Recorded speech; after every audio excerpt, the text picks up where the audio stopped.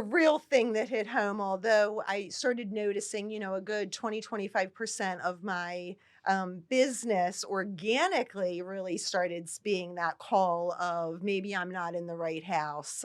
Maybe this is too much for me. Maybe I need to look into downsizing. Sure.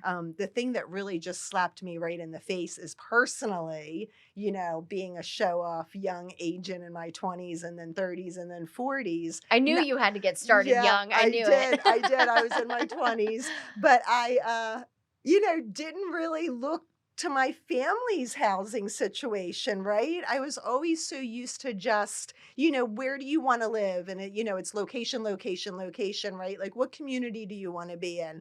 But never really taking the time to educate folks or have them really consider what housing needs look like as we age, Yeah. right?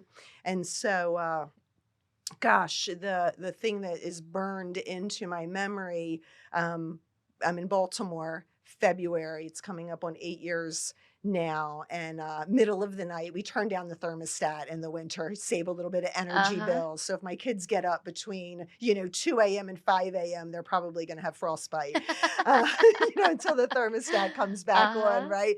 So middle of the night, I'm under my covers, I'm a pretty heavy sleeper, and, I just wake up to a man's voice right next to me, just in absolute panic and fear and screaming. And so I'm, What? middle of the night, dark. My eyes are starting to come to. I'm seeing the lights on my digital alarm clock, and it's after 2 a.m. And then I see there's a baby monitor. And as I'm coming to and coming out of my, completely being disoriented, I know my kids are in high school, and then it hits me that earlier that week, my grandpa was released from the hospital, and he's in a hospital bed in my living room, Oh, Jillian, in my okay. living room.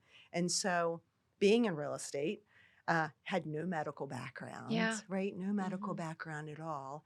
And they don't even prepare you for some of the things that can happen. And so I run downstairs frantically, and I guess he's having a sugar low kind of Uh-huh. thing. And so he's hallucinating and Oh, he's flailing and, 200 pounds strong guy, and never, in my life this man wouldn't, step on an ant, like just a yeah. gentle giant. But in But he's his panicking. delusion, right, Yeah. in his hallucinating, I realize that love isn't enough.